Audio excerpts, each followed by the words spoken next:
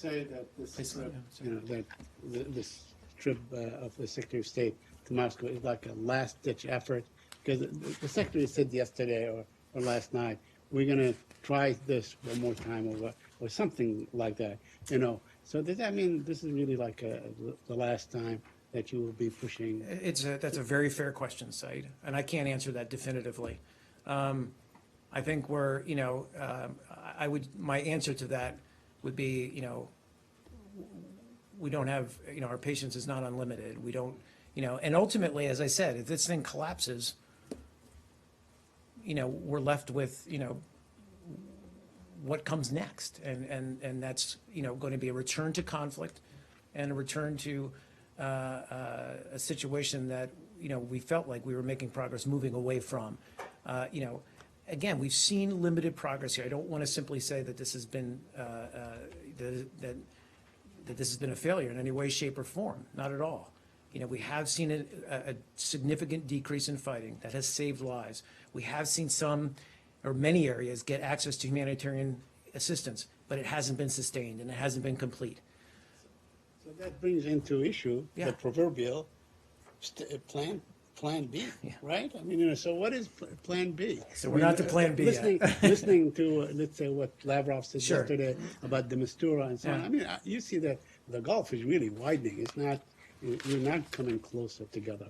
So the Saudi foreign minister was here last week talking about sending ground troops to Syria and so on. So the situation is not really, does not, bode well for a process.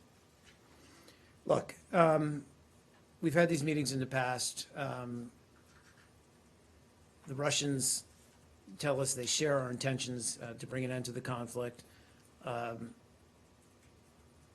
We all profess to saying that this war must end, and it must end through a political solution, not a military solution. We've got to continually test that proposition. The ISSG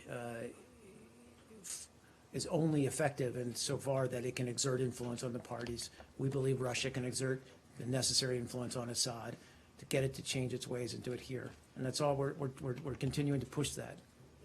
My last point on this is that the Russians insist on, designating al-Sham and Jaysh al-Islam as terrorist organizations.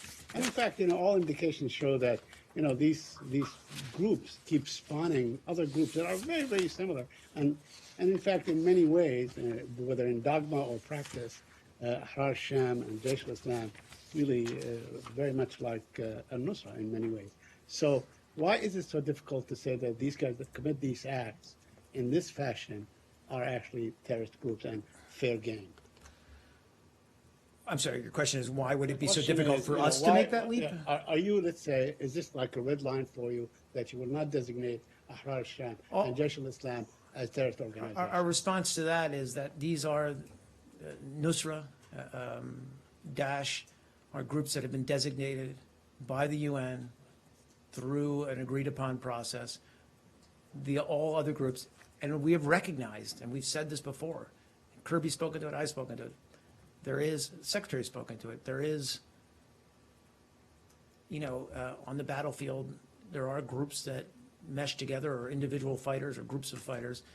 It's not a clean situation all the time, which is why we need to work harder to coordinate our efforts to delineate between those groups. The reason that they have been designated by the UN is because you won't let the UN do it. It's a bit disingenuous to get up here and say, well, it's not up to us, it's up to the UN, when you're preventing the UN from doing it, isn't it? But that's not entirely true, and the fact that,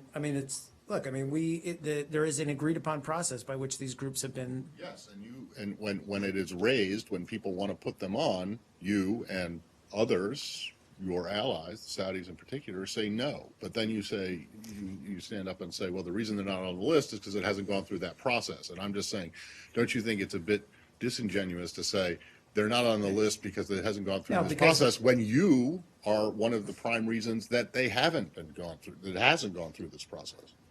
Well, again, I'm not going to speak to that. All I'm going to say, it's a consensus-based decision-making process.